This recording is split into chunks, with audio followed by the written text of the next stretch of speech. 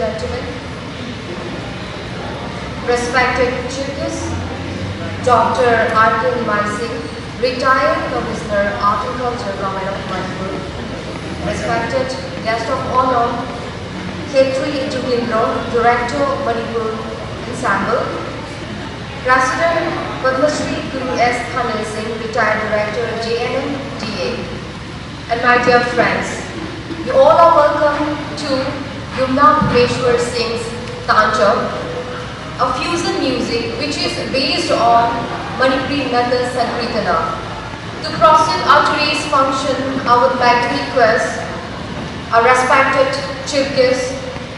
Dr. R.K. Singh, retired Commissioner, Art and Culture, Government of Manipur, to grace the dais. Maya Tamilna Nation Makta, Nasigi Thoramasigi, Chief Guest Vigidoriba, Dr. R.K. Singh, retired Commissioner, Art and Culture, Government of Manipur, Nation Delhi. Mathanda, Guest of Honor, Khetri Jugindro, Director, Manipur Ensemble, Maya Tamilna Nation Delhi. Next to him, I would like to request the President of today's function, Padma Shri Guru S. Thanil Singh, retired Director, JNMDA. I hope you will be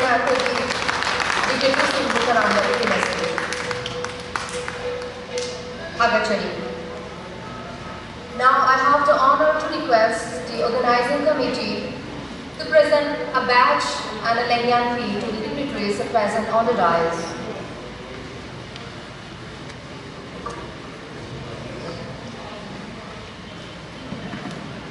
Maya Tamata, Lishiriva, Chief Guest of Honor, Amadi, President, Nasigi Sinza Namzariva Michael Degi, Chamlava Kudo, Batch, Amadi, Lenyan Fee.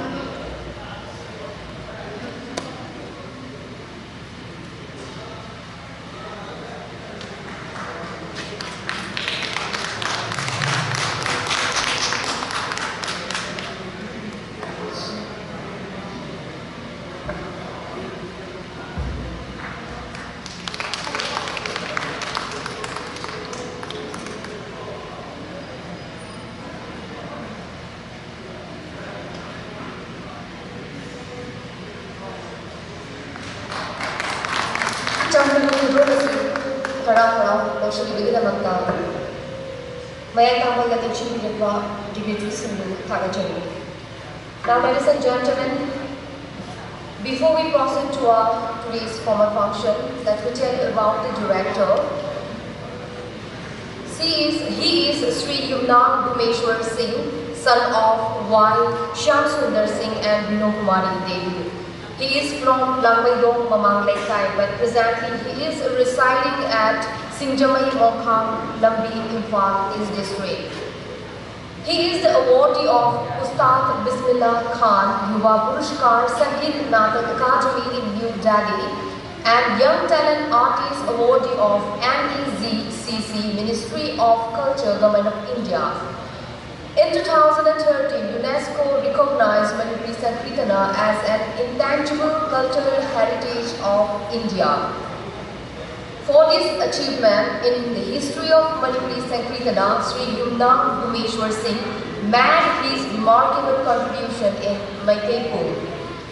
Acknowledging his talent in Maitepur performance and contribution towards the development of Manipuri Nata Sankirtana, the officials of UNESCO uploaded the video and photographs in the UNESCO website. Well, ladies and gentlemen, his career started at the age of 9 and had undergone training under the 8 eminent gurus of Manipur. And he performed many inside the state and outside the state too. At present, he is working with the renowned gurus like Guru M. Ranjit Singh, Manipur Sarkya Parishad Awardee, Padma Shri Guru S. Thanil Singh, Guru L. Lagpati Singh, Sangeet Natak Academy Awardee, and Guru E. Chaubal Singh, Sangeet Natak Academy Awardee, and Padma Shri Darshana Zaveri. In the present thread of Manipuri Nata Sankirtana, Padma Shri Guru S. Thanil Singh is the mentor of the Yumna Sri Bhuvneshwar Singh. This is all about the director. Now let's proceed to our today's function with the lamp lighting of the inaugural function. So I would like to request our respected chief guest, guest of honor and president to have the honor. Ngasiki thorabasi Mairachu Lahokta Vidavakta, that's the Chimbiriba, chief guest of honor Amadi, president Buni Shijari.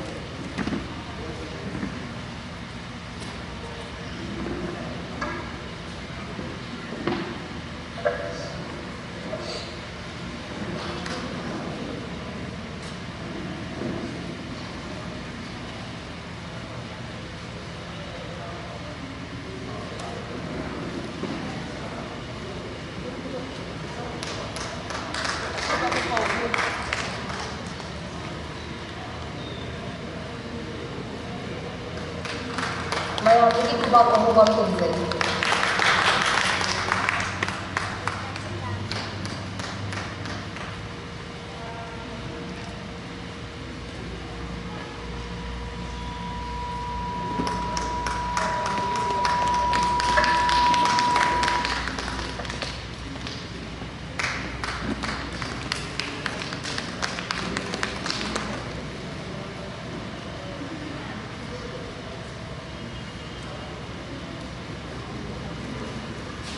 Thank you so much, all the delegates present here today.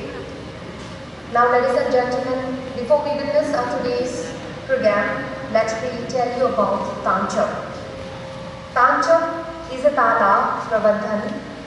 Prabandha which was developed by the unending contributions of the kings and gurus of Manipur. It is the fourth chapter of Nata Sankirtana and is related with the religious rites. In the history of Nata Sankirtana, we found that Tanchap is a beautiful asset which is composed of beating of sound of Kum, Cholom, Duhar Cholom, Ishai Hanba and songs of many palas in connection with the religion. There are systems of Tanchap and they are Tanchap Apakwa, Tanchap Arawa, Tanchap Akriba, Tanchap Achoba, Tanchap Mapi, and Tanchap Maja. The above six systems from the Tanchap of fourth chapter of Manipuri Nata Sankirtana. Nata Sankirtana is also called Mahayagya or Mahayagana because it is combined of 7 yaganas. It is Mahayagana performed by the song and Cholom accompanying the rhythm of poem. Thus, Bhagavata Mahapurana identified the Sankirtana.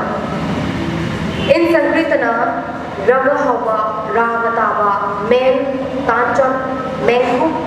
Swadhin and Bijoy are the important elements.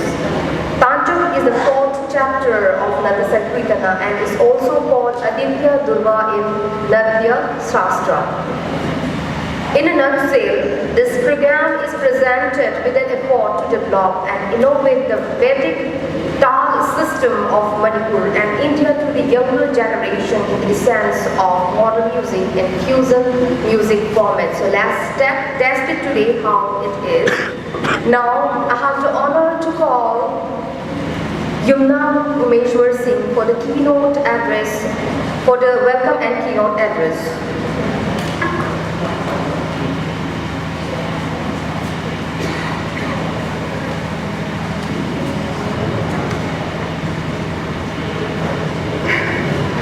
Hana Maktada,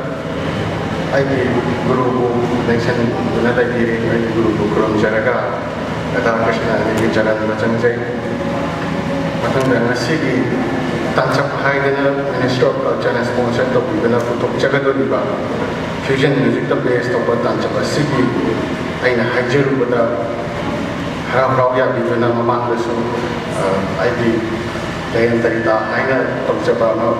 Atashanata Shastra, Masuna Sanditan, the base of one Madhurashas Case, where we keep a pretty sharp Dr. Arkani Mai Singapore, and created the Nataka Ramatanda, pretty guest of honor, Winaba, Hajaru, How Romania Virapa, Azar Kendo, Director Manipur, Isambal, Tagachapa, and the Sigitron Sigi. ꯑꯩꯈꯣꯏꯒꯤ ꯊꯧꯔꯝ ꯃꯄꯨ ꯑꯣꯏꯅ ꯂꯦꯡꯁꯤꯟꯕꯤꯔꯤꯕ ꯑꯩꯒꯤ ꯒꯨꯔꯨꯗꯦꯕꯒꯤ ꯆꯔꯟꯗꯁꯨ ꯍꯥꯟꯅ ꯈꯨꯔꯨꯝꯖꯔꯤ ꯉꯁꯤꯒꯤ ꯇꯥꯟꯆꯞ ꯍꯥꯏꯗꯅ ꯑꯃ ꯇꯧꯖꯒꯗꯧꯔꯤꯕ ꯇꯥꯜ ꯄ꯭ꯔꯕꯟꯙ ꯑꯁꯤ ꯃꯅꯤꯄꯨꯔꯒꯤ ꯅꯠ ꯁꯪꯀ꯭ꯔꯤꯇꯟꯒꯤ ꯃꯔꯤꯁꯨꯕ ꯃꯇꯥꯡ ꯑꯃ ꯑꯣꯏꯔꯤꯕ ꯑꯗꯨꯒꯨꯝꯂꯕ ꯑꯩꯈꯣꯏ ꯌꯥꯝꯅ ꯃꯔꯨꯑꯣꯏꯕ ꯌꯛꯅ ꯃꯈꯜ ꯑꯃꯅꯤ ꯁꯪꯀ꯭ꯔꯤꯇꯟꯗ ꯌꯛꯅ 8 ꯂꯩꯕꯒꯤꯗꯃꯛꯇ ꯍꯥꯌꯛꯅ ꯍꯥꯏꯗꯅ ꯍꯥꯏꯕꯤꯔꯤꯕꯅꯤ ꯃꯗꯨꯒꯤ ꯁꯝꯂꯞꯄ ꯋꯥꯔꯤ ꯍꯧꯖꯤꯛ ꯇꯥꯕꯤꯈ꯭ꯔꯦ ꯃꯁꯣꯝꯗ ꯌꯥꯝꯅ ꯀꯟꯅ ꯆꯪꯁꯤꯟꯗꯨꯅ ꯑꯩꯅ ꯈꯟꯖꯕꯗꯤ ꯀꯔꯤꯅꯣ ꯍꯥꯏꯔꯀꯥꯟꯗ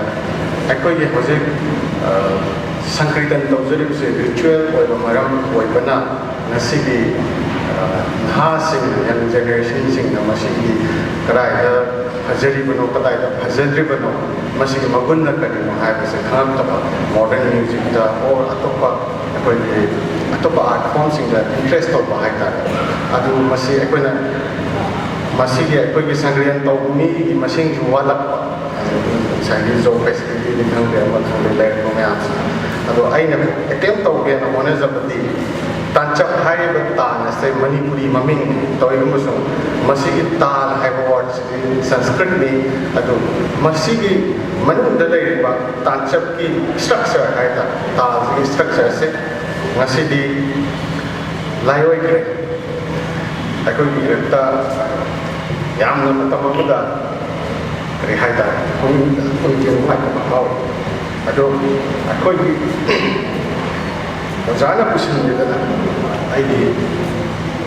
guru dia tu, itu Ozana kau ini mana cakap, ini cakap, sekarang sekarang itu Ozana pusin lagi cakap, Ozana ni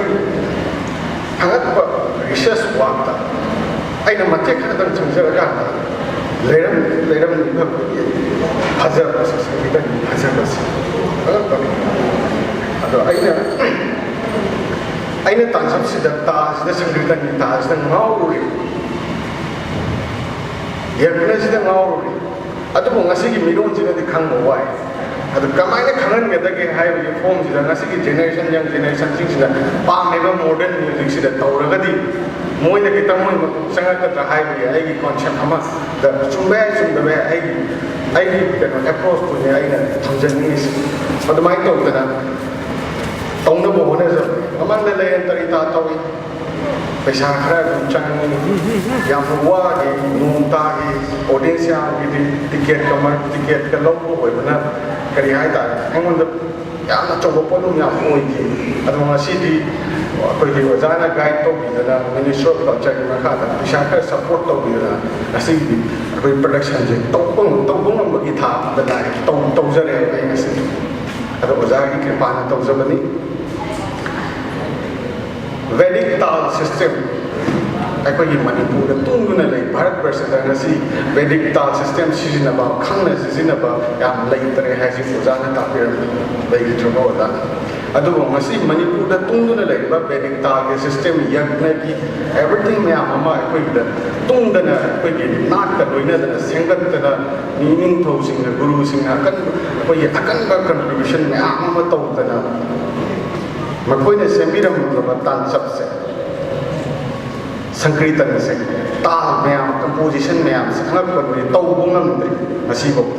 tanjaw humpu ki mathatta lai raga mayam ma lai isai gi raga lai pung gi raga lai makhan mayam ma lai gare main da su humpu mari hena lai gare tanchap ta su variety of tanchap lai gare asai tempo khena ba adugum bagi makhan gi mayam ma lai gare masi punge ba ma oina or Sanskritan tawba ma oina Masigi taal mayam si nahi raga na Prithvi atoppa instrument ka Prithvi the channari ba taal system mayam si ta aikoina face toppa mayong na ba aikoina tung ngongani hai na ini asa tawi maram da aikoi jam ina pa ni taal maram rhythm ni maram aduna ngasigi Tanchap hai na nanai aina hita tawjari bisi mayam na support tawbiduna asoi baram yaw sunga piu aduga haizariba message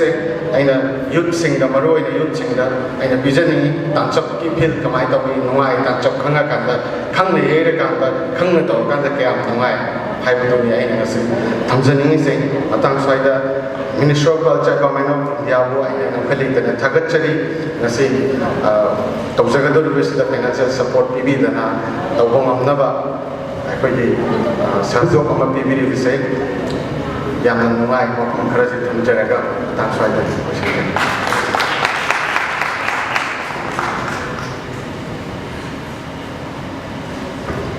ꯊꯥꯒꯠꯆꯔꯤ Project Director Yumnam Bhumeshwar Singh nahakna nahakki speech da fazaraba wafam kya thambikhre amadi Tanchap haibasi karino haibasi mayamda samlapna khanghanbirabi amadi Tanchap ase pangthokpagi pandamsu karino haibasi mathambirabagi damakta thagachari hauzik ngasigi thoramasi makha chatharakpa oina ngasigi thoramasigi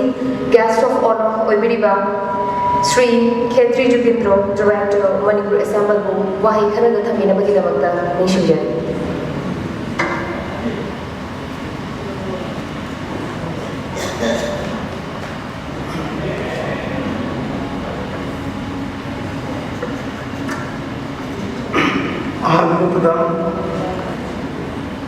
Nasigi wa investorna pangthok piriba project director pangthok piriba and experimental fusion music on music Tanchap haidna ekoi in the Sanskrit in the base to ba sugumba gi process of project ama pangthok piriba sigi lotion ba hai tare project sigi lotion ban mit sida Chief guest was election Biriba. I don't know Ikai Kundazariba, Sanikia, Dr. R.K. Nimai Singh, IS retired, Amadi, President Mipamam Lam election Biriba, Ozayumo, Sri S. Thanil Singh, Padmasri, An Mutadayama, Ikai Kundazari, Loina, Lension Biriba, Masigi, Asigumba, Projeki, Loshanban Minister, Lension Biriba, Alaman, Todoy Nomikai, Nazariba, Guru Singh, Amadi, Marumopam, Chalise, Rinan, Electronics Media, Singh, Kunamukai, Kunamuchari. The Senama, Ayana, Sigumba, Asukuraba, Nanta Sankritana, Hariba. Subjects the Ayam ki Ayon Sakilajadi, Madamdi, Ayon the Hena, Kayar, Chama, Rapana, Koti Kotirapana, Tamyumama, Ozagu Singh, Legion Biri, Mang Sulinjan Biri, Loyana Sanikiasu, Todo Edona, Ekoi Manipur culture Sida, Nata Sankitan Sida, Yamna, Mamutan Kamba, Adumba, Sanikiani, Punamokation Biram Sida Yana. Karibudi, Hajaruni, Adu, Maya Manida, Maina Tamjaravada, Natta Sankritana, Hariva, Isai Jago, Amadi, Pungnam, Pungiva, Sikum, Luraba, subject say, Equina, Mutana Tamna, Honavasia, Ahamada, Ayana, Yang, Ponga Tamjanini, Madame Karino Hamada, Matam Mamada,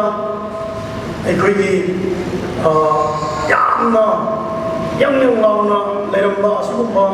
Kalasi Masidi Yamna Mami Samjilapa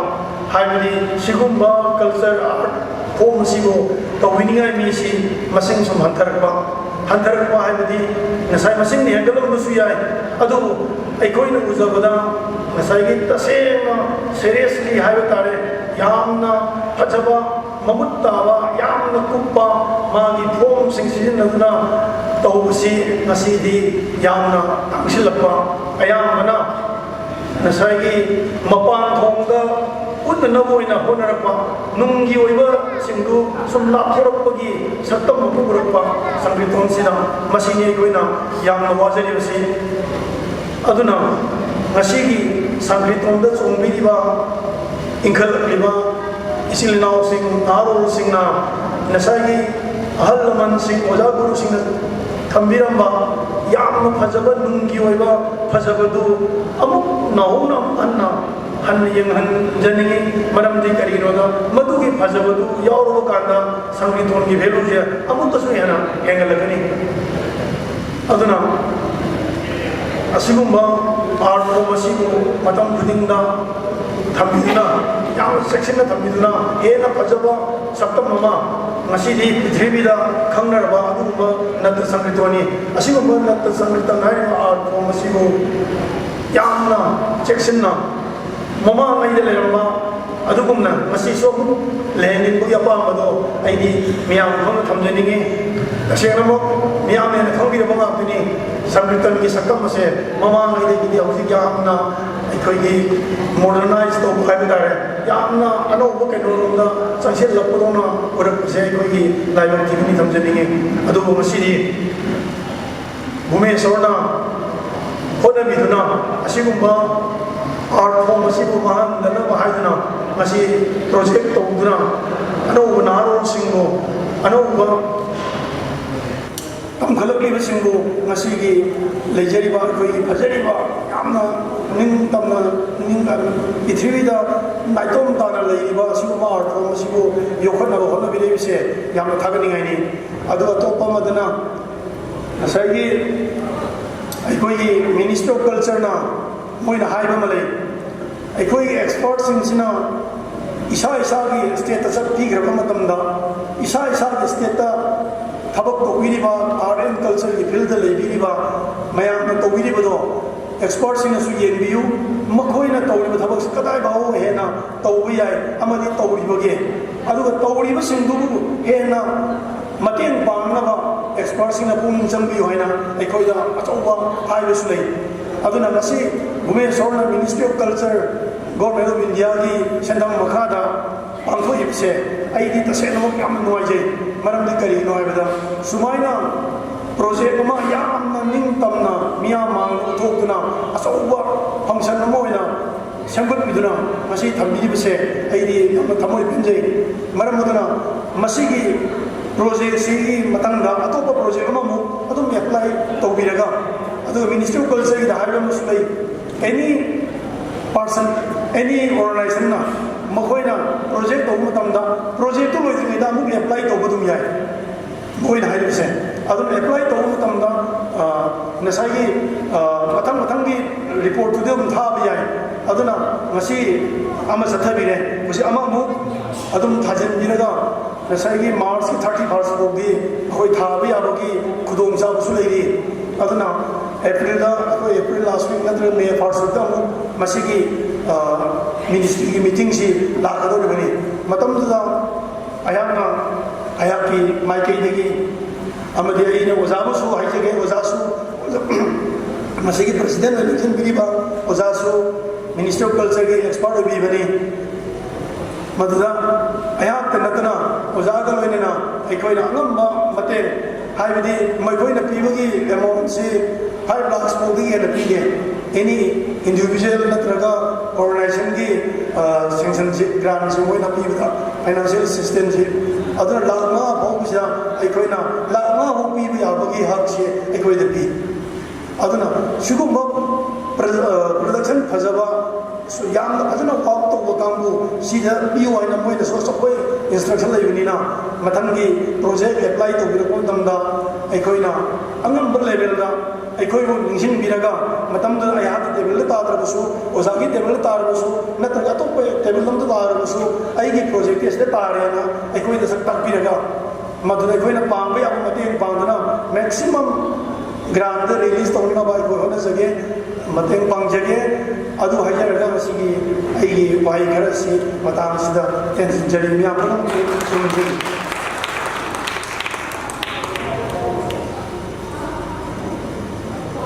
Hagachari Manipuri Nata Sankritara Kayaki Matik Mari Maru Oi Amadi Masi Amuka Hena Karamda Yokapa Yai Habisiba Guest of Honor Giwara Thamira Bagidabakta Sri Khetri Jugindra Director Manipur Ensemble Bu Hagachari Housing Nasigi Thoramasigi, Chief Guest Oibiriba, Dr. R. K. Nimaisi, Retired Commissioner, Art and Culture, Government of Manipur, Nasigi Thoramasiga Mari Lena, Wahi Karada Thamidabina Bakta, Yoshinjari.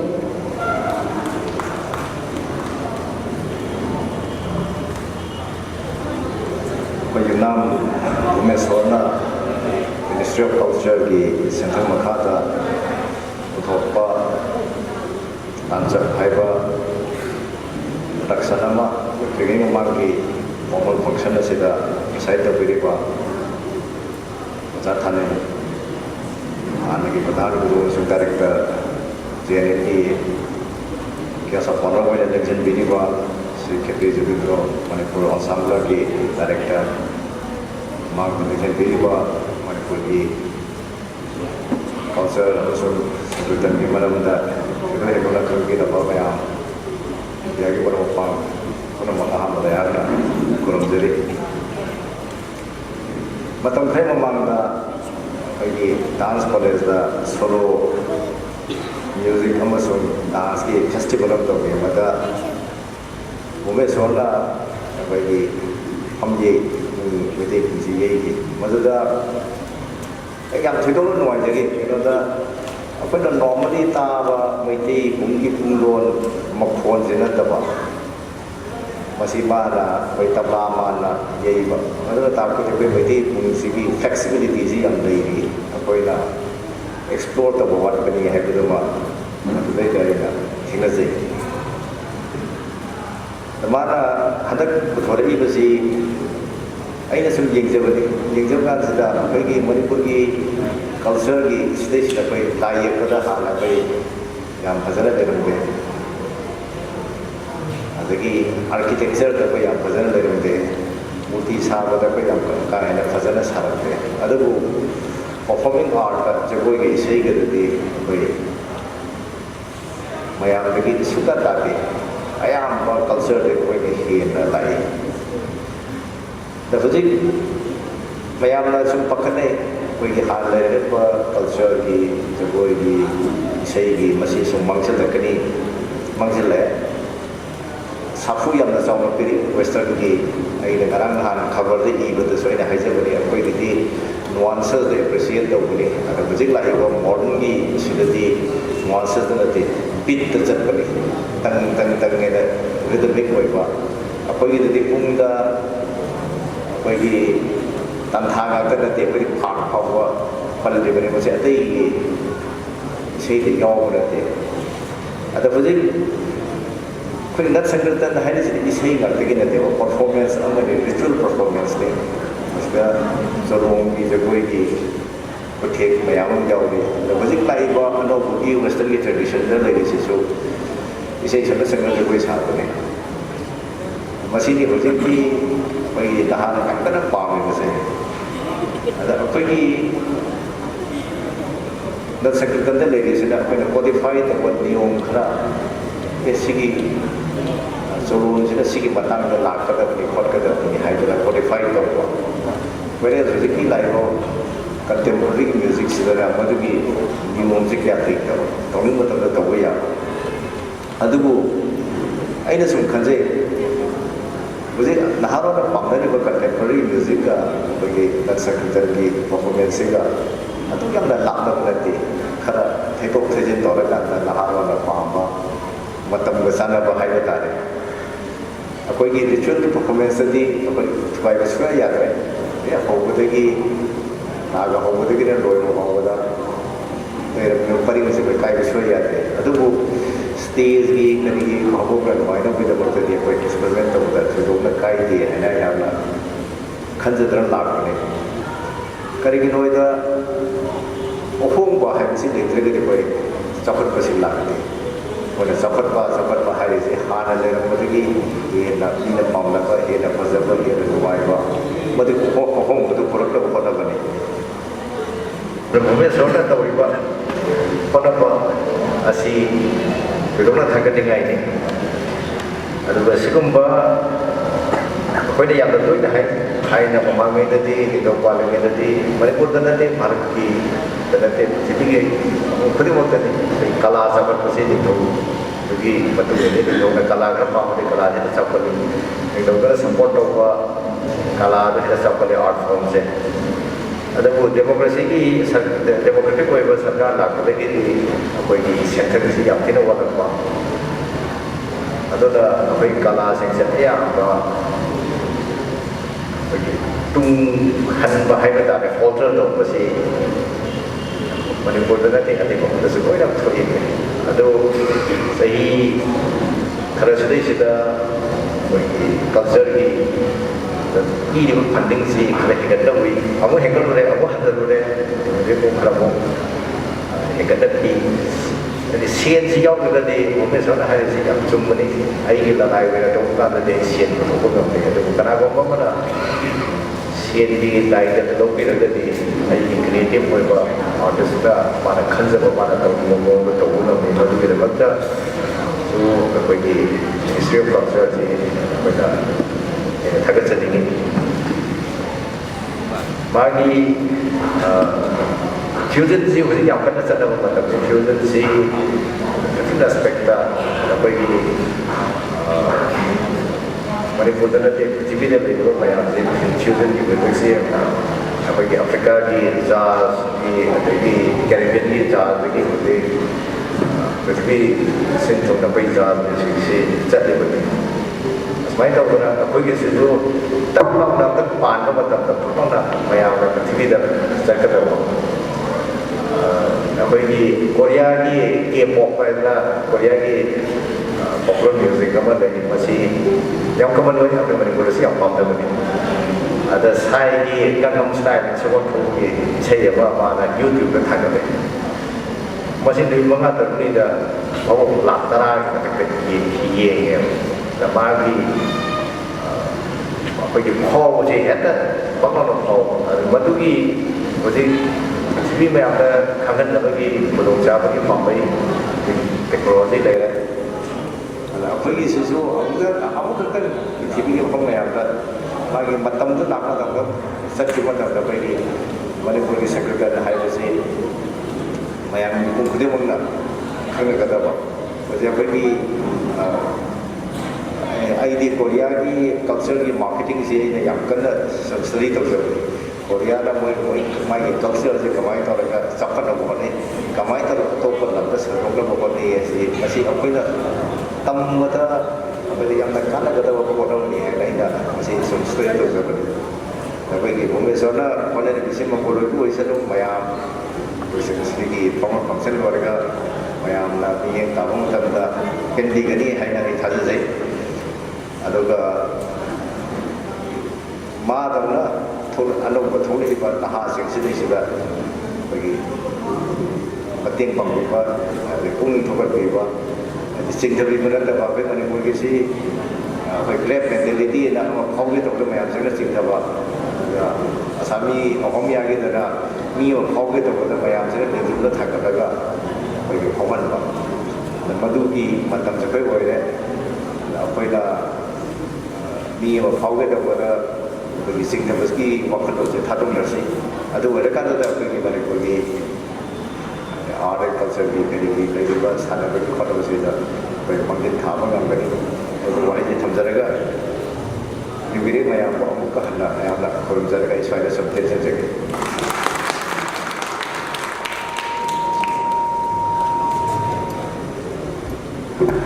ꯁꯥꯡꯂꯕ experience ꯇꯦꯜꯂꯕ ꯄꯨꯡꯐꯝ ꯑꯁꯤꯗ ꯃꯌꯥꯝꯗ ꯂꯤꯕꯤꯔꯝꯕ ꯑꯃꯗꯤ ꯃꯌꯥꯝꯗ ꯈꯪꯍꯟꯕꯤꯔꯝꯕꯒꯤꯗꯃꯛꯇ ꯉꯁꯤꯒꯤ ꯊꯧꯔꯝ ꯑꯁꯤꯒꯤ chief guest ꯑꯣꯏꯕꯤꯔꯤꯕ doctor R.K. Nimai Singh retired commissioner art and culture government of ꯗꯤꯄꯥꯔꯠꯃꯦꯟꯠꯕꯨ ꯍꯥꯏꯅꯤꯡꯉꯥꯏ ꯂꯩꯇꯅ ꯊꯥꯒꯠꯆꯔꯤ ꯃꯈꯥ ꯇꯥꯅ ꯉꯁꯤꯒꯤ ꯊꯧꯔꯝ ꯑꯁꯤꯒꯤ ꯄ꯭ꯔꯦꯁꯤꯗꯦꯟꯠ ꯑꯣꯏꯕꯤꯔꯤꯕ Padmashri Guru S. Thanil Singh retired director JNMDAꯕꯨ ꯉꯁꯤꯒꯤ ꯊꯧꯔꯝ ꯑꯁꯤꯒ ꯃꯔꯤ ꯂꯩꯅꯅ ꯋꯥꯍꯩ ꯈꯔꯗ ꯊꯝꯕꯤꯅꯕꯒꯤꯗꯃꯛꯇ ꯅꯤꯡꯁꯤꯡꯖꯔꯤ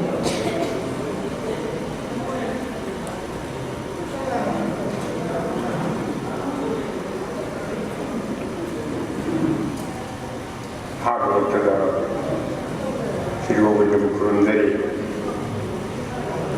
다시 남부에서나 미소컬처기 진정하가 Tanchap aina mana Sanggitoni menunggu posak mau mana butuh keduri asili function asida si peso dan lentil koi mayam purmuki manfuli culture ki sabak sangan su bugi isu thalo ko lentil bugi sabha min bandar sabha mai dua buyu ma meso culture ki pi senteng si dar sekarang ni nabi mo tu lindro mimpi dek daru ahli sinau kudung koi na ahli daru seri tangi sendiri mana Tanchap aina mana kudung kedui besi Sanggatan di menurut lagi bertang ni masih dah mana dulu si macam nak Sanggatan di saya jauh dari pun jauh dari ada lantai pun China pergi berurun pergi dua ni lama lah harap kita jadi lantai pun masih jauh dari masih tang itu sudah lebih singsil lah tang di mana dah lebih betul yang ni hai besi mana sini mana aduh ni ulah keduri sih Manipur dah lagi tang sing si yang baru tu lagi happy happy. Cuma kabar tu ki orang kau orang ke so kabar tu Manipur Sanggatan dah lagi tang di lagi. Tang tu yang baru. Manipur dah lagi culture masih klasikal ni na kau di Manipur itu je you tang ni pun baru keduri. Tang tu ke mau mulu lagi mau nak keduri. Tang ni yang baru deh. Sabuk tu mungkin tak boleh ada culture sih aku ke dari mana Sanggatan tu itu aku di Jawa itu dari upuk tu masih tang mayang ada tumur lah keduri. Ada tanji ni yang macam tu. Macam ni hoji, Manipur ki hoji naharo, tak tahu hoji lagi alam sini tanji bicara si yang ni ni. Hoji lagi hoji ki sekali macam sini tanji terkontrol tunggu ni terkontrol. Masih mana betul si yang lain. Ini semua masih terkontrol ni. Tapi si bangun suara bangun dah đúng hal itu dah hari ini. Tanchap hari berpuluh kali dua besi masih aku kang baca. Tanchap hari besi ujar sih nak terbaik soal yang lodo cari ni. Masih Manipur dah lagi berpuluh macam si uji aku dah di mana dia berpuluh ceh. Atau pun dalam dia macam dah. Kau ni hari Karnataka insani tu kali taruh hang macam dah. Kita hari macam dah. Menunggu pumuk cepat. Ada tanji aku di pumel menunggu cepat. Ada tanji jom macam je, papan tuan dia. Ada orang sini, madu, ujasing nak tahu macam kerja, ujasing ni kang ni lega. Akang aku cek punya, lot tu terbaik kan, menunda ujasing dah lelaki papan tuan dia. Yang lu di seksi ni tambah tu mampu sebenarnya. Ada Tanchap hari mampu seksi kali no hari tak ada bodi. Apa nak ujasing nak apa thaba ama hai jopa asyik Tanchap yang hanggai Tanchap nak tadi ngisi kuli besi tan mayak dari presiden dari barat dari sampai sisi dari tan mudi Tanchap nak tadi masih kuda mama ini hai jopa tak ada bodi Tanchap sing sini ni mihul lagi matra hai biaya ko matra ni Tanchap matra ni Tanchap matra hong Tanchap matra mari Tanchap matra manga Tanchap matra teru Tanchap matra teri Tanchap matra nipan Tanchap matra mapan Tanchap matra trai juga Tanchap asyik ni boleh matra tal makri bersih betar bodi Tanchap mayam dia pun lega tal bersih ni tidak lagi harus tidak lagi bersih kerino hari macam tal hum cha ni Om thar ke tinda ni kan memakan tinda lo Tanchap nak terima. Kan mama cari sini deh, amana Tanchap macha oragana matra ahum ne matra ahum ne surpada tan ma thagi matra ani surpada amuk tan matra ani ni ki tanchap ani ga matra ahum ki tanchap amaga ahum ji punjil laga tinja laga du koye adra sumaina magi tan mayam ji magi tanchap ajina adum pogo gam tadeba adar mana tanchap si bana tanchap si hana khamen mayam da mana prasad tonu ba pasi yamna darkar oibani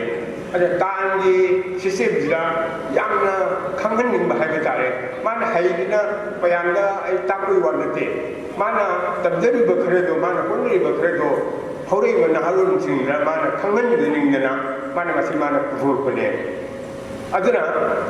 masida hore mana harun tinga tangi manipuri tangi system na sangitan da season nariba atopa da season nariba jagoi da season nariba tangi system tan manung gi yawba magi logic magi mong mato masi mana khanganing dana masi sumai to season bai masi season na yai go hai bai uppani aduna ne mana si langdai kungne maji kungne sai ju yaw mana to dori aduna aina hajaning bade hore bana harun singna yamna tangna leraba manipur ki na sangi ton mayam pulong bi prithvi letrabani na sangi tole bi bharat si letrabani yamna phajadraba akoi gi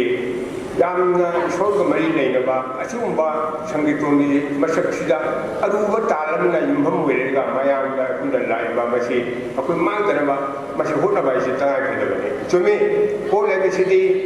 amuk cara marudagi macam hore mapan bi mukung pharba mapan bi du bega khara kang tharba adwa maru muk kelakpa amuk thaba si mai tabani adra hui leiramiba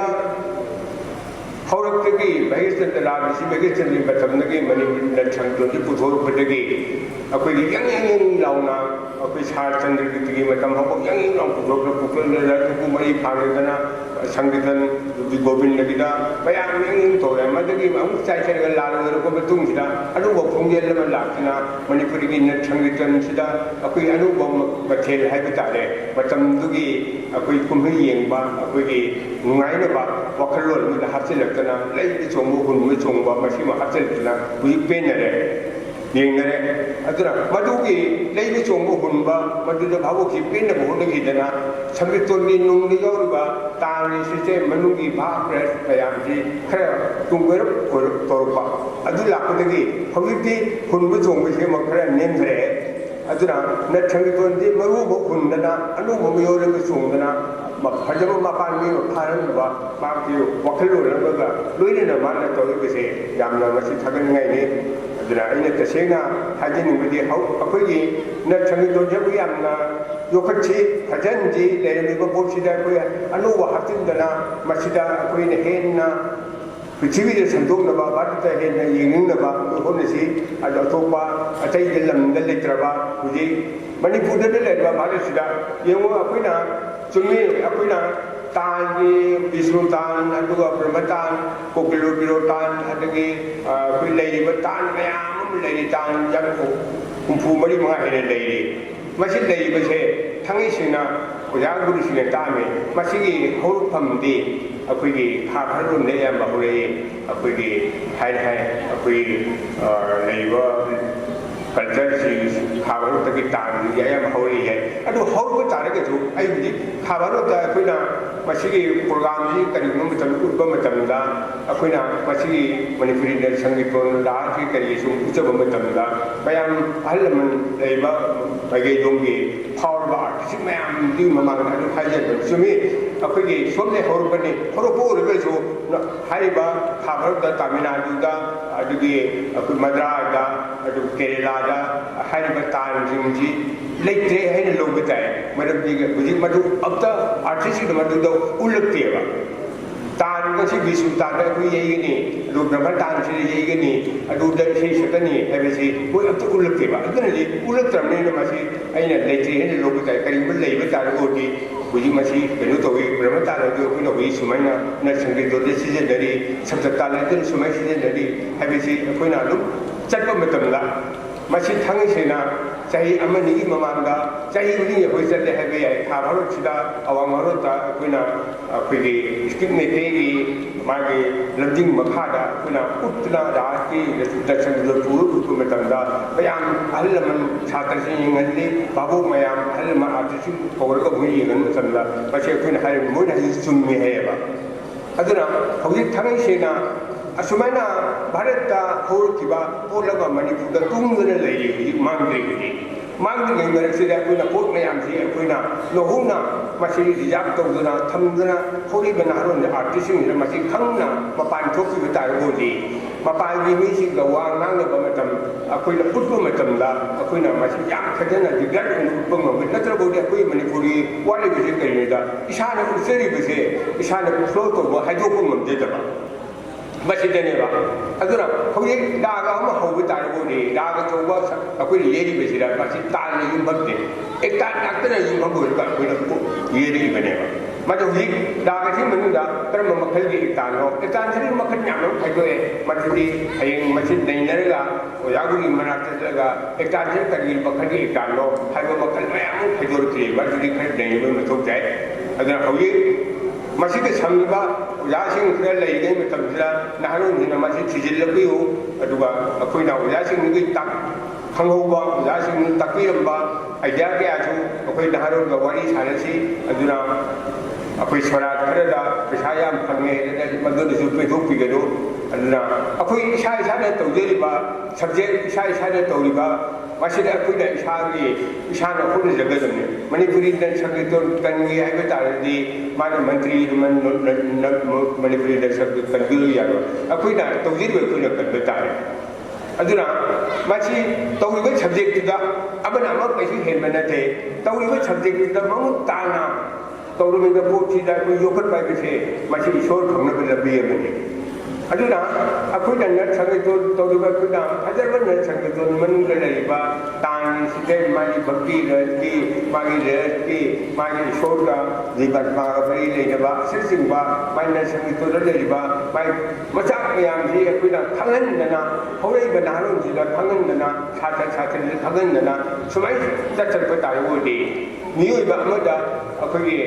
ꯃꯤ ꯑꯃꯕꯨ ꯑꯃꯅ ꯅꯨꯡꯁꯤꯅꯕ ꯃꯁꯤ ꯅꯨꯡꯁꯤꯕꯒꯤ ꯄ꯭ꯔꯦꯝꯁꯦ ꯃꯁꯤ ꯍꯦꯟꯅ ꯂꯥꯛꯀꯅꯦꯕ ꯑꯗꯨꯅ ꯃꯁꯤ ꯑꯩꯈꯣꯏ ꯍꯣꯠꯅꯁꯤ ꯍꯧꯔꯤꯕ ꯅꯍꯥꯔꯣꯟꯁꯤꯡꯅꯁꯨ ꯊꯤꯖꯤꯟꯕꯤꯔꯛꯎ ꯍꯣꯠꯅꯁꯤ ꯑꯗꯨꯅ ꯑꯩꯈꯣꯏꯒꯤ ꯂꯩꯖꯔꯤꯕ ꯄꯣꯠ ꯑꯩꯈꯣꯏꯗ ꯉꯁꯤ ꯇꯨꯡꯗ ꯂꯩꯔꯕ ꯚꯥꯔꯠꯀꯤ ꯃꯅꯨꯡꯗ ꯐꯪꯗ꯭ꯔꯕ ꯑꯩꯈꯣꯏꯗ ꯑꯃ ꯇꯨꯡꯗ ꯂꯩꯕ ꯄꯣꯠꯁꯦ ꯑꯩꯈꯣꯏ ꯌꯣꯛꯈꯠꯇꯅ ꯄ꯭ꯔꯤꯊꯤꯕꯤꯗ ꯃꯁꯤ ꯁꯟꯗꯣꯛꯅꯕ ꯍꯣꯠꯅꯃꯤꯟꯅꯁꯤ ꯑꯗꯨꯒ ꯑꯃꯅ ꯃꯅꯤꯄꯨꯔꯒꯤ ꯐꯖꯔꯕ ꯑꯩꯈꯣꯏꯒꯤ ꯉꯁꯥꯏꯒꯤ ꯑꯩꯈꯣꯏꯒꯤ ꯁꯐꯥꯏꯁꯨ ꯇꯥꯛꯄꯤꯔꯦ ꯑꯩꯈꯣꯏ ꯍꯣꯠꯅꯕ ꯅꯩꯅꯕꯁꯤ ꯋꯥꯠꯄꯗꯒꯤꯅꯤ ꯑꯩꯈꯣꯏꯅ ꯃꯩꯇꯩ ꯄꯨꯡꯒꯣꯟꯒꯤ ꯐꯖꯕ ꯑꯗꯨꯒꯤ ꯇꯕ꯭ꯂꯥ ꯃꯔꯣꯟꯒꯤ ꯄꯧꯈꯥꯁꯤꯒꯤ ꯍꯧꯖꯤꯛ ꯇꯕ꯭ꯂꯥ ꯁꯨꯔꯣ ꯌꯩꯔꯤ ꯄꯧꯈꯥ ꯁꯨꯔꯣ ꯌꯩꯔꯤ ꯃꯁꯤ ꯑꯩꯅ ꯃꯁꯤꯗ ꯃꯩꯇꯩ ꯄꯨꯡꯒꯤ ꯁꯣꯂꯣꯁꯤ ꯄꯨꯊꯣꯛꯅꯕ ꯑꯩꯅ ꯗꯥꯟꯁ ꯑꯦꯀꯥꯗꯃꯤꯗꯁꯨ ꯀꯟꯅ ꯍꯣꯠꯅꯗꯅ ꯄꯨꯊꯣꯛꯈ꯭ꯔꯦ ꯁꯣꯂꯣ ꯀꯔꯤ ꯂꯣꯏꯅ ꯍꯧꯖꯤꯛꯃꯛ ꯇꯧꯗꯣꯔꯤꯕꯁꯤ ꯑꯩꯅ ꯍꯥꯏꯕ ꯑꯩꯒꯤ ꯁꯦꯕꯣ ꯏꯆꯥꯅꯨꯄꯥ ꯕꯣꯒꯦꯁꯣꯔꯁꯤ ꯍꯥꯏꯔꯛꯀꯦ ꯅꯪꯁꯨ ꯀꯟꯅ ꯍꯣꯠꯅꯧ ꯑꯗꯨꯒ ꯑꯇꯩ ꯅꯪꯗ ꯅꯠꯇꯅ ꯍꯧꯖꯤꯛ ꯂꯩꯔꯤꯕ ꯃꯅꯤꯄꯨꯔꯗ ꯁꯨꯃꯥꯡꯗ ꯐꯖꯅ ꯂꯩꯕꯥꯛꯀꯤ ꯁꯦꯕꯥ ꯇꯧꯔꯤꯕ ꯃꯃꯤꯡ ꯂꯩꯔꯕ ꯍꯧꯖꯤꯛꯇ ꯑꯐꯥꯎꯕ ꯍꯥꯏꯗ ꯑꯣꯏꯔꯤꯕ ꯅꯍꯥꯔꯣꯟꯁꯤꯡꯁꯤꯗꯁꯨ ꯍꯧꯔꯛꯏꯕ ꯍꯧꯖꯤꯛꯃꯛ ꯌꯩꯔꯤꯕ ꯂꯩꯔꯤꯕ ꯄꯣꯠ ꯃꯈꯣꯏꯗꯁꯨ ꯃꯁꯤ ꯈꯔ ꯃꯈꯣꯏꯒꯤ ꯗꯥꯏꯇꯣꯁꯤ ꯈꯔ ꯄꯤꯁꯤ ꯌꯦꯡꯁꯤ ꯍꯥꯏꯕꯗꯤ ꯑꯣꯖꯥꯅ ꯑꯗꯨꯗꯤ ꯑꯗꯨꯝ ꯇꯧꯕꯤꯌꯨ ꯁꯤꯟꯕꯤꯌꯨ ꯑꯗꯨꯃꯥꯏꯅ ꯇꯧꯔ ꯑꯗꯨꯗꯤ ꯁꯤꯜꯂ ꯇꯧꯔꯤꯕꯅꯤ ꯑꯗꯨꯅ ꯄꯨꯡꯈꯣꯡꯒꯤ ꯐꯖꯕꯁꯦ ꯁꯣꯔꯥꯠꯇ ꯌꯩꯕꯁꯤꯅ ꯄꯨꯡꯈꯣꯡꯒꯤ ꯐꯖꯕꯁꯤ ꯁꯨꯃꯥꯡꯗ ꯌꯩꯕꯁꯤꯅ ꯑꯩꯈꯣꯏ ꯐꯖꯕ ꯇꯥꯕ ꯉꯝꯗꯦꯕ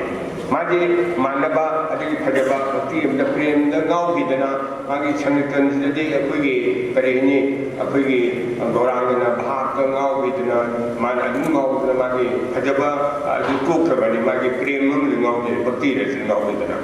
ꯑꯗꯨꯅ ꯉꯁꯥꯏꯒꯤ ꯑꯩꯈꯣꯏꯒꯤ ꯂꯥꯏꯕ ꯔꯁ ꯑꯃꯗꯤ ꯂꯩꯕ ꯃꯥꯒꯤ ꯀꯂꯥ ꯑꯩꯈꯣꯏ ꯁꯪꯒꯤꯇꯣꯟꯁꯤꯗ ꯏꯀꯥꯏ ꯑꯃ ꯂꯥꯛꯑꯒ ꯄꯨꯡꯈꯣꯡꯒꯤ ꯐꯖꯕ ꯃꯁꯤ ꯑꯩꯅ ꯊꯦꯡꯅꯈꯤꯕꯗꯤ ꯑꯩꯅ ꯅꯍꯥ ꯑꯣꯏꯅ ꯆꯍꯤ 24 ꯑꯗꯨꯋꯥꯏ ꯃꯇꯝꯗ ꯃꯄꯥꯟꯗ ꯆꯠꯄ ꯃꯇꯝꯗ ꯇꯕ꯭ꯂꯥꯅꯦ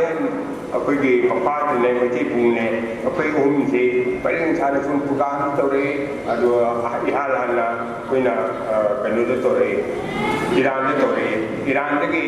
ꯖꯔꯃꯟꯗ ꯇꯧꯔꯛꯑꯦ ꯖꯔꯃꯟꯗꯒꯤ ꯁ꯭ꯋꯤꯖꯔꯂꯦꯟꯗ ꯇꯧꯔꯛꯑꯦ ꯁ꯭ꯋꯤꯖꯔꯂꯦꯟꯗ ꯇꯧꯔꯛꯑꯦ ꯏꯇꯥꯂꯤꯗ ꯇꯧꯔꯛꯑꯦ ꯏꯇꯥꯂꯤꯁꯤꯗ ꯄꯨꯡ ꯌꯩ ꯃꯇꯝꯗ ꯀꯔꯝꯍꯥꯏꯅ ꯍꯥꯏꯒꯦꯅ ꯏꯇꯥꯂꯤꯗ ꯔꯤꯁꯔꯁ ꯋꯥꯔꯛ ꯇꯧꯕ ꯀꯜꯆꯔꯗ ꯌꯥꯝ ꯇꯧꯕ ꯃꯤ ꯑꯃꯈꯛ ꯂꯩꯔꯝꯃꯦ ꯃꯥꯅ ꯑꯩꯈꯣꯏ ꯃꯌꯥꯝ ꯌꯩꯕ ꯂꯣꯏꯔꯀꯥꯟꯗ ꯇꯕ꯭ꯂꯥ ꯌꯩꯔꯦ ꯕꯐꯥ ꯌꯩꯔꯦ ꯑꯗꯨꯒ ꯑꯩꯈꯣꯏ ꯑꯍꯨꯝꯅ ꯌꯩꯔꯤꯁꯤ ꯃꯁꯤꯗ ꯌꯩꯕ ꯃꯇꯝꯁꯤꯗ ꯃꯥ ꯍꯥꯏꯌꯦꯕ ꯃꯩꯇꯩ ꯄꯨꯡꯒꯤ ꯄꯨꯡꯀꯣꯟꯁꯦ ꯃꯁꯥꯒꯤ ꯇꯔꯨꯕ ꯃꯔꯣꯜ ꯑꯃ ꯊꯣꯛꯂꯛꯑꯦꯗꯅ ꯃꯁꯤꯗꯅꯤ ꯑꯩꯅ ꯌꯥꯝ ꯄꯨꯛꯅꯤꯡꯗ ꯑꯩ ꯍꯦꯛ ꯂꯥꯛꯄꯗꯒꯤ ꯃꯗꯨꯗꯒꯤ ꯑꯩꯅ ꯄꯨꯡꯒꯤ ꯅꯥꯏꯇꯣꯝ ꯌꯩꯔꯒ ꯃꯁꯤ ꯀꯔꯝꯍꯥꯏꯅ ꯇꯧꯔꯒ ꯐꯖꯒꯗꯤ ꯑꯗꯨ ꯗꯥꯅꯤ ꯇꯥꯅꯤꯡꯗ ꯇꯧꯔꯤꯉꯩ ꯃꯇꯝꯗꯗꯤ ꯃꯌꯥꯝꯒꯤ ꯊꯕꯛ ꯇꯧꯕ ꯖꯒꯣꯏꯒꯤ ꯀꯔꯤꯒꯤ ꯇꯧꯕ ꯃꯌꯥꯝꯒꯤ ꯄ꯭ꯔꯣꯒ꯭ꯔꯥꯝ ꯃꯌꯥꯝ ꯊꯥꯗꯣꯛꯄ ꯃꯇꯝꯗ ꯋꯥꯔꯤ ꯋꯥꯈꯜꯗꯨ ꯀꯌꯥ ꯂꯩꯈꯤꯗꯦ ꯍꯧꯖꯤꯛ ꯔꯤꯇꯤꯌꯔ ꯇꯧꯕ ꯃꯇꯝꯗ ꯑꯩꯅ ꯃꯁꯤꯒꯤ ꯄꯨꯡꯒꯤ ꯄꯨꯡꯐꯝꯒꯤ ꯐꯖꯕꯁꯦ ꯃꯅꯤꯄꯨꯔꯗ ꯚꯥꯔꯠꯇ ꯂꯩꯔꯤꯕ ꯄ꯭ꯔꯤꯊꯤꯕꯤ ꯂꯩꯔꯤꯕꯗ ꯑꯃꯨꯛꯇꯪ ꯇꯥꯍꯟꯁꯤ ꯇꯥꯕ ꯉꯝꯅꯕ ꯍꯣꯠꯅꯁꯤ ꯍꯧꯖꯤꯛ ꯃꯩꯇꯩ ꯄꯨꯡ ꯍꯥꯏꯕꯁꯤ ꯀꯔꯤꯅꯣꯗ ꯀꯔꯤꯒꯨꯝꯕ ꯄ꯭ꯔꯤꯊꯤꯕꯤꯗ ꯑꯆꯧꯕ ꯐꯦꯁꯇꯤꯚꯦꯜ ꯑꯃ ꯇꯧꯕ ꯇꯥꯔꯗꯤ ꯃꯅꯤꯄꯨꯔꯤꯒꯤ ꯃꯥꯔꯁꯦꯜ ꯑꯥꯔꯠ ꯊꯥꯔꯛꯎ ꯄꯨꯡ ꯆꯣꯂꯣꯝ ꯊꯥꯔꯛꯎꯁꯦ ꯑꯗꯨꯝ ꯍꯥꯏꯔꯦ ꯑꯗꯨꯅꯗꯤ ꯄꯨꯡ ꯆꯣꯂꯣꯝ ꯊꯥꯔꯛꯎ ꯍꯥꯏꯕ ꯃꯇꯝꯁꯤꯗ ꯑꯩꯈꯣꯏꯅ ꯄꯨꯡꯁꯤ ꯁꯣꯂꯣ ꯌꯩꯕ ꯌꯥꯔꯦ ꯐꯝꯃꯒ ꯌꯩꯕ ꯌꯥꯔꯦ ꯃꯤ 10 ꯆꯠꯀꯗꯧꯕ ꯃꯍꯨꯠꯇ ꯃꯤ 5ꯗꯅ ꯃꯤ 3ꯗꯅ ꯆꯠꯂꯦꯔꯒ ꯑꯩꯈꯣꯏꯅ ꯄ꯭ꯔꯣꯒ꯭ꯔꯥꯝꯁꯤ ꯁꯨꯗ ꯎꯠꯂꯨꯕ ꯌꯥꯔꯦ ꯍꯧꯖꯤꯛꯇꯤ ꯃꯥꯅ ꯄ꯭ꯔꯤꯊꯤꯕꯤ ꯀꯣꯏꯔꯕ ꯃꯇꯝꯅꯤꯅ ꯃꯤ 10ꯒꯤ 1ꯒꯤ ꯄ꯭ꯔꯣꯒ꯭ꯔꯥꯝꯗꯨ ꯄꯩꯁꯥ ꯆꯥꯎꯕꯅꯤ나 ꯃꯤ 3 ꯈꯛꯇꯪ ꯆꯠꯂꯦꯔꯒ ꯍꯥꯏꯔꯤꯕ ꯁꯕꯖꯦꯛꯁꯤ ꯁꯨꯗ ꯎꯠꯄ ꯉꯝꯃꯕ ꯑꯣꯏꯔꯗꯤ ꯃꯗꯨ ꯍꯦꯟꯅ ꯑꯩꯈꯣꯏꯅ ꯍꯦꯟꯅ ꯆꯠꯄ ꯍꯦꯜꯂꯛꯀꯗꯣꯏꯕ ꯍꯦꯟꯅ ꯁꯛ ꯇꯥꯛꯄ ꯍꯦꯜꯂꯛꯀꯗꯣꯏꯕ ꯑꯗꯨ ꯃꯗꯨ ꯉꯝꯅꯅꯕ ꯑꯩꯈꯣꯏꯒꯤ ꯄꯨꯡꯒꯤ ꯅꯥꯏꯇꯣꯝ ꯃꯈꯣꯟꯁꯦ ꯑꯩꯈꯣꯏ ꯄ꯭ꯔꯥꯛꯇꯤꯁ ꯇꯧꯕ ꯇꯥꯔꯦ ꯍꯧꯖꯤꯛꯇꯤ ꯐꯖꯕ ꯌꯥꯏ ꯈꯔ ꯊꯤꯕ ꯌꯥꯏ ꯍꯧꯖꯤꯛ ꯍꯣꯠꯅꯔꯛꯀꯗꯣꯏꯁꯤ ꯃꯇꯨꯡꯗ ꯃꯥꯒꯤ ꯍꯧꯖꯤꯛꯀꯤ ꯃꯥꯒꯤ ꯄ꯭ꯔꯣꯒ꯭ꯔꯥꯝ ꯃꯥꯅ ꯇꯧꯖꯔꯤꯕ ꯄ꯭ꯔꯣꯖꯦꯛꯁꯤꯒꯤ ꯃꯈꯥ ꯆꯠꯊꯔꯛꯄꯗ ꯃꯥꯅ ꯃꯁꯤꯗꯤ ꯃꯥꯒꯤ ꯄ꯭ꯔꯣꯖꯦꯛꯇ ꯌꯥꯎꯕ ꯅꯠꯇꯦ ꯃꯥꯅ ꯇꯣꯉꯥꯟꯕ ꯄꯩꯁꯥ ꯄ꯭ꯔꯣꯖꯦꯛꯇꯨꯗꯒꯤ ꯈꯔ ꯍꯥꯞꯆꯔꯒ ꯄꯩꯁꯥ ꯃꯥꯏ ꯇꯧꯗꯣꯏꯕ ꯄ꯭ꯔꯣꯒ꯭ꯔꯥꯝꯅꯤ ꯑꯗꯨꯅ ꯑꯁꯤꯒꯨꯝꯕ ꯍꯣꯠꯅꯕ ꯍꯥꯏꯕ ꯊꯕꯛꯁꯦ ꯃꯁꯤ ꯍꯣꯠꯅꯁꯤ ꯑꯩꯈꯣꯏꯅ ꯅꯠ ꯁꯪꯒꯤꯇꯣꯟꯗ ꯉꯥꯛꯇꯁꯨ ꯅꯠ ꯁꯪꯒꯤꯇꯣꯟꯗ ꯄꯨꯡꯌꯩ ꯍꯥꯏ ꯉꯥꯛꯇꯁꯨ ꯂꯦꯞꯊꯣꯛꯀꯨꯝꯁꯤ ꯄꯨꯡꯒꯤ ꯐꯖꯕ ꯄꯨꯡꯐꯝꯒꯤ ꯐꯖꯕ ꯑꯁꯦ ꯑꯩꯈꯣꯏ ꯄꯨꯡ ꯇꯧꯔꯤꯕ ꯅꯍꯥꯔꯣꯟꯁꯤꯡꯅ ꯑꯩꯈꯣꯏ ꯇꯥꯟꯍꯟ ꯄ꯭ꯔꯤꯊꯤꯕꯤꯒꯤ ꯅꯥꯀꯣꯡꯗ ꯄ꯭ꯔꯤꯊꯤꯕꯤ ꯂꯩꯔꯤꯕ ꯃꯤ ꯈꯨꯗꯤꯡꯃꯛꯀꯤ ꯅꯥꯀꯣꯡꯗ ꯑꯩꯈꯣꯏ ꯇꯥꯍꯟꯅꯕ ꯃꯈꯣꯏꯅ ꯀꯧꯔꯛꯅꯕ ꯑꯩꯈꯣꯏ ꯄ꯭ꯔꯥꯛꯇꯤꯁ ꯍꯣꯠꯅꯁꯤ ꯑꯗꯨꯅ ꯃꯁꯤꯗ ꯑꯩꯈꯣꯏ ꯃꯅꯤꯄꯨꯔꯒꯤ ꯑꯃ ꯂꯩ ꯃꯥꯅ ꯇꯧꯔꯤꯁꯤꯗꯤ ꯑꯩ ꯊꯣꯏ ꯇꯧꯖ ꯇꯥꯔꯦꯗꯣ ꯍꯥꯏꯕ ꯉꯁꯥꯏ ꯁꯔꯀꯥꯔꯅꯁꯨ ꯀꯩꯅꯣ ꯇꯧꯔ ꯑꯩꯈꯣꯏ ꯃꯁꯤ ꯌꯣꯛꯈꯠꯇꯅ ꯁꯦꯝꯒꯠꯇꯅ ꯃꯥꯕꯨ ꯊꯥꯒꯠꯇꯅ ꯑꯩꯈꯣꯏꯅ ꯇꯧꯔꯛꯏꯕ ꯃꯤꯁꯤꯡꯁꯤꯗ ꯑꯩꯈꯣꯏꯅ ꯋꯥꯡꯅ ꯃꯥꯒꯤ ꯏꯟꯇꯔꯦꯁ ꯂꯩꯖꯕ ꯃꯥ ꯍꯣꯠꯅꯅꯤꯡꯅꯕ ꯑꯃ ꯍꯣꯠꯅꯃꯤꯟꯅꯁꯤ ꯍꯥꯏꯕ ꯋꯥꯐꯝꯁꯦ ꯑꯩ ꯊꯝꯖꯔꯤ ꯂꯣꯏꯅꯅ ꯑꯁꯤꯒꯨꯝꯕ ꯍꯣꯠꯅꯔꯛꯄ ꯑꯁꯤꯗꯁꯨ ꯃꯅꯤꯄꯨꯔ ꯁꯔꯀꯥꯔꯅ ꯃꯤꯠꯌꯦꯡ ꯆꯪꯕꯤꯗꯅ ꯃꯅꯤꯄꯨꯔ ꯁꯔꯀꯥꯔꯅ ꯑꯥꯔꯠ ꯑꯦꯟ ꯀꯜꯆꯔꯁꯦ ꯄ꯭ꯔꯤꯊꯤꯕꯤ ꯐꯥꯎꯔꯦ ꯑꯩꯈꯣꯏ ꯀꯜꯆꯔꯗ ꯐꯥꯎꯔꯕꯗꯤ ꯍꯥꯏ ꯑꯥꯔꯇꯤꯁꯁꯤꯡꯗꯗꯤ ꯑꯗꯨꯛꯀꯤ ꯃꯇꯤꯛ ꯃꯥꯒꯤ ꯃꯇꯦꯡ ꯄꯥꯡꯕꯁꯤ ꯋꯥꯠꯂꯤ ꯃꯁꯤꯃꯁꯨ ꯃꯅꯤꯄꯨꯔ ꯁꯔꯀꯥꯔꯅ ꯇꯥꯕꯤꯌꯨ ꯑꯗꯨꯒ ꯃꯈꯣꯏꯗ ꯃꯈꯣꯏꯒꯤ ꯃꯥ ꯁꯔꯀꯥꯔ ꯍꯥꯏꯁꯤꯅ ꯄꯩꯁꯥꯒꯤ ꯃꯣꯏꯅ ꯁꯦꯟꯗꯪ ꯄꯤꯗꯅ ꯇꯧꯒꯦꯔꯗꯤ ꯌꯥꯝ ꯂꯥꯏ ꯃꯁꯤꯒꯨꯝꯕ ꯍꯣꯠꯅꯔꯛꯄ ꯇꯧꯔꯛꯄꯁꯤꯗ ꯁꯔꯀꯥꯔꯅ ꯑꯐꯕ ꯃꯤ ꯌꯦꯡꯉꯒ ꯀꯅꯥꯅꯣ ꯃꯁꯤ ꯐꯒꯠꯂꯛꯄ ꯃꯤꯗꯨ ꯇꯧꯔꯒ ꯃꯈꯣꯏꯗ ꯃꯇꯦꯡ ꯄꯤꯕꯤꯔꯒ ꯑꯃꯨꯛꯇ ꯎꯠꯂꯤꯕꯁꯤꯗ ꯆꯍꯤ 5ꯗ ꯎꯠꯄ ꯇꯥꯔꯒꯗꯤ ꯍꯦꯟꯅ ꯑꯥꯔꯇꯤꯁꯁꯤꯡꯒꯤ ꯑꯩꯈꯣꯏꯅ ꯍꯦꯟꯅ ꯐꯒꯠꯄ ꯑꯣꯏꯔꯛꯀꯅꯤ ꯑꯗꯨꯅ ꯁꯔꯀꯥꯔꯒꯤ ꯃꯥꯏꯀꯩꯗꯁꯨ ꯑꯩꯅ ꯍꯥꯏꯖꯔꯤ ꯃꯔꯝꯗꯤ ꯑꯁꯤꯒꯨꯝꯕ ꯍꯣꯠꯅꯔꯛꯏꯕ ꯃꯤꯑꯣꯏꯁꯤꯡꯗ ꯃꯇꯦꯡ ꯄꯥꯡꯕꯤꯗꯅ ꯃꯅꯤꯄꯨꯔꯒꯤ ꯀꯜꯆꯔꯕꯨ ꯌꯣꯛꯈꯠꯁꯤ ꯃꯅꯤꯄꯨꯔ ꯀꯜꯆꯔꯁꯤ ꯌꯣꯛꯈꯠꯄꯗ ꯀꯜꯆꯔꯗꯁꯨ ꯃꯥꯡꯁꯤꯜꯂꯛꯑꯕꯗꯤ ꯍꯤꯡꯅ ꯁꯤꯕ ꯍꯥꯏꯗꯨ ꯑꯣꯏꯔꯛꯀꯅꯤ ꯃꯥꯅ ꯑꯩꯈꯣꯏꯅ ꯄꯣꯂꯤꯇꯤꯛꯁ ꯑꯩꯈꯣꯏꯒꯤ ꯁꯔꯀꯥꯔ ꯄꯥꯏꯔꯦ ꯑꯗꯨꯗ ꯑꯩꯈꯣꯏꯅ ꯁꯣꯝꯗ ꯑꯩꯈꯣꯏꯅ ꯃꯥꯏ ꯑꯣꯟꯊꯣꯛꯄꯤꯒꯅꯨ ꯁꯔꯀꯥꯔꯒꯤ ꯃꯇꯦꯡ ꯌꯥꯎꯗ꯭ꯔꯗꯤ ꯃꯤ ꯈꯨꯗꯤꯡꯃꯛ ꯑꯩꯈꯣꯏ ꯍꯤꯡꯕ ꯋꯥꯅꯤ ꯄꯩꯁా ꯊꯣꯛꯄ ꯌꯥꯝꯅ ꯋꯥꯠꯂꯤ ꯑꯥꯔꯇꯤꯁꯁꯤꯡꯁꯤꯗ ꯁꯣꯔꯥꯠꯇꯒꯤ ꯊꯤꯕ ꯈꯔꯗꯤ ꯊꯣꯛꯈ꯭ꯔꯦ ꯌꯩꯍꯧꯔꯤꯕ ꯀꯥꯡꯕꯨꯗꯤ ꯃꯥꯅ ꯄꯩꯁꯥ ꯐꯪꯗ꯭ꯔꯒꯁꯨ ꯇꯣꯛꯄ ꯇꯥꯕꯅꯤ ꯃꯣꯇꯣꯔꯁꯨ ꯊꯧꯕ ꯇꯥꯔꯛꯄꯅꯤ ꯑꯗꯨꯅ ꯍꯧꯖꯤꯛ ꯌꯥꯝ ꯅꯨꯡꯉꯥꯏꯇꯦ ꯑꯥꯔꯇꯤꯁꯁꯤꯡ ꯃꯌꯥꯝ ꯑꯃ ꯅꯨꯡꯗꯥꯡ ꯋꯥꯏꯔꯝꯗ ꯃꯃꯥꯏ ꯈꯨꯝꯖꯤꯜꯂꯒ ꯑꯣꯇꯣ ꯊꯧꯕ ꯌꯥꯎꯔꯦ ꯑꯗꯨꯅ ꯃꯁꯤ ꯂꯥꯛꯇꯅꯕ ꯁꯔꯀꯥꯔꯒꯤ ꯃꯥꯏꯀꯩꯗꯁꯨ ꯑꯩꯅ ꯅꯣꯂꯨꯛꯅ ꯍꯥꯏꯖꯔꯤ ꯌꯥꯔꯤꯃꯈꯩ ꯁꯔꯀꯥꯔꯅꯁꯨ ꯃꯇꯦꯡ ꯄꯥꯡꯕꯤꯗꯅ ꯃꯅꯤꯄꯨꯔꯒꯤ ꯑꯥꯔꯠ ꯐꯣꯝ ꯑꯩꯈꯣꯏ ꯂꯩꯔꯤꯕꯁꯦ ꯄ꯭ꯔꯤꯊꯤꯕꯤꯗ ꯃꯤ ꯌꯥꯝꯖꯗ꯭ꯔꯁꯨ ꯄ꯭ꯔꯤꯊꯤꯕꯤꯗ ꯁꯛ ꯈꯪꯉꯤꯕꯁꯦ ꯃꯁꯤꯗ ꯃꯤꯠꯌꯦꯡ ꯈꯔ ꯆꯪꯕꯤꯌꯨ ꯍꯥꯏꯕ ꯋꯥꯐꯝꯁꯤ ꯊꯝꯖꯔꯒ ꯄꯨꯝꯅꯃꯛ ꯈꯨꯔꯨꯝꯖꯔꯤ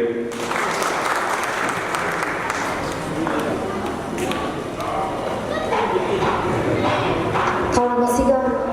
ꯃꯔꯤ ꯂꯩꯅꯕ ꯃꯔꯨꯑꯣꯏꯕ ꯋꯥꯐꯝ ꯀꯌꯥ ꯑꯃꯗꯤ ꯇꯥꯡꯁꯤꯡꯒꯤ ꯃꯇꯥꯡꯗ ꯀꯨꯞꯅ ꯃꯌꯥꯝꯗ ꯊꯝꯕꯤꯔꯝꯕꯒꯤꯗꯃꯛꯇ ꯊꯧꯔꯝ ꯑꯁꯤꯒꯤ ꯄ꯭ꯔꯦꯁꯤꯗꯦꯟꯠ ꯑꯣꯏꯕꯤꯔꯤꯕ ꯄꯗꯃꯁ꯭ꯔꯤ ꯒꯨꯔꯨ ꯑꯦꯁ ꯊꯥꯅꯤꯜ ꯁꯤꯡ ꯔꯤꯇꯥꯌꯔ ꯗꯥꯏꯔꯦꯛꯇꯔ JNMDAꯕꯨ ꯊꯥꯒꯠꯆꯔꯤ ꯍꯧꯖꯤꯛ ꯊꯥꯒꯠ ꯋꯥꯍꯩ ꯊꯝꯕꯤꯅꯕꯒꯤꯗꯃꯛꯇ Dr. I. Robindrobu ꯅꯤꯡꯁꯤꯡꯖꯔꯤ. Now for the vote of thanks, I would like to request Dr. I. Robindrobu.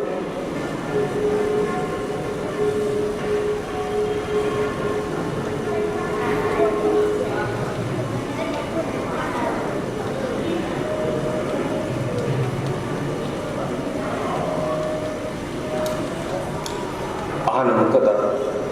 ꯉꯁꯤꯒꯤ ꯄ꯭ꯔꯣꯒ꯭ꯔꯥꯝ ꯑꯁꯤ ꯂꯦꯡꯕꯤꯔꯤꯕ ꯃꯌꯥꯝꯒꯤ ꯃꯐꯝꯗ ꯒꯣꯕꯤꯟꯗꯅꯤ ꯄꯣꯛ ꯉꯝꯖꯔꯤ ꯉꯁꯤ ꯄ꯭ꯔꯣꯒ꯭ꯔꯥꯝ ꯑꯁꯤ ꯌꯨꯝꯅꯥꯝ ꯚꯨꯃꯦꯁ꯭ꯋꯔꯁꯤꯡꯒꯤ ꯇꯥꯡꯀꯛ ꯍꯥꯏꯕ ministry of culture government Indian sanction financial assistance ꯄꯤꯔꯒ ꯄꯥꯡꯊꯣꯛꯄ ꯄ꯭ꯔꯣꯒ꯭ꯔꯥꯝ ꯑꯁꯤꯗ ꯌꯨꯝꯅꯥꯝ ꯚꯨꯃꯦꯁ꯭ꯋꯔꯒꯤ ꯃꯥꯏꯀꯩꯗꯒꯤ ꯒꯦꯁ ꯑꯣꯐ ꯑꯣꯅꯔ ꯑꯣꯏꯕꯤꯅꯕ ꯍꯥꯏꯖꯔꯨꯕꯗ ꯍꯔꯥꯎ ꯍꯔꯥꯎ ꯌꯥꯕꯤꯔꯛꯈꯤꯕ ꯑꯩꯈꯣꯏꯒꯤ ꯊꯧꯗꯣꯛ ꯍꯟꯗꯣꯛ ꯏꯀꯥꯏ ꯈꯨꯝꯅꯖꯔꯕ ꯀꯦ.ꯇꯤ. ꯖꯨꯕꯤꯟꯗ꯭ꯔꯣ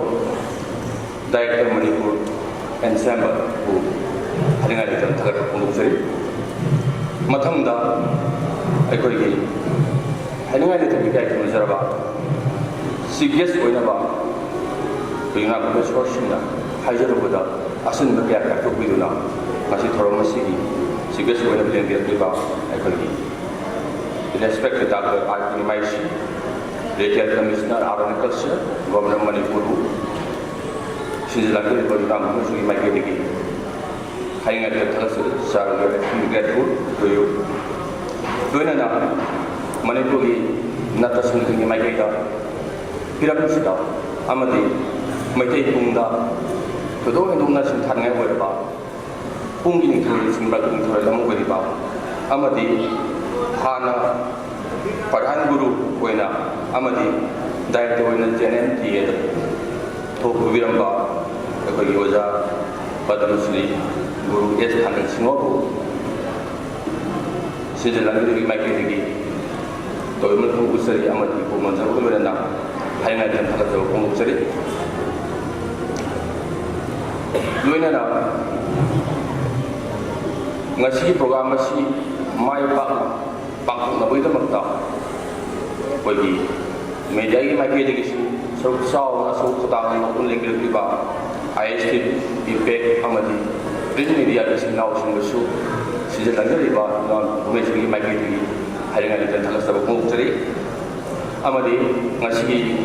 program Simpung Pana Hazarong Putunamakta Donga Masal Sing Hamamakta Akoi Yamatana Amadi Pung Sang Yao Linger Kiba Light and Sound Santi Kumar Joy and Tagasari Amadi Stage Designs Mami Shanghai Usho Hanan Tagasari Aduga Aroibada Nasi program Yenga with the Mutta Amadi Pung Torpoina Libir Riba Baton Libir Sinausim Manipur Nata Sangitan Toya Taba Rompang Amadi Munusing Amadi Timir Paipunaku Si Nam Bhumesh Maikirigi Hanan Tagasari Punumasi Matata Akuyan Sound Financial Assistance Bibikiba Ministry of Culture, Government of India Na Cultural Function Amadi Sigi Granasi Bibirapidamata Akoi Manipur Maikirigi Amadi Sankitan Bamzaba Arikatu Toyojaba Chilna Urubang Maikirigi Maikirigi Su Adugimati Haringa Tagasari we are extremely grateful to the Ministry of Culture, Government of India. Without the financial assistance from the ministry to this function would not have been success. So we are extremely grateful to the officials of the Ministry of Culture, Government of India, Ado Tharamasi, English Lepada, Iku Karimananda, Tanchap program Kurpa Hojimasi Damata, Mayamasu, Evan Sinjari, Lushla Poina, Nasi and Gariba, who is a program as Lushla Pitramasi, Autopina by the Sinjari. Thank you.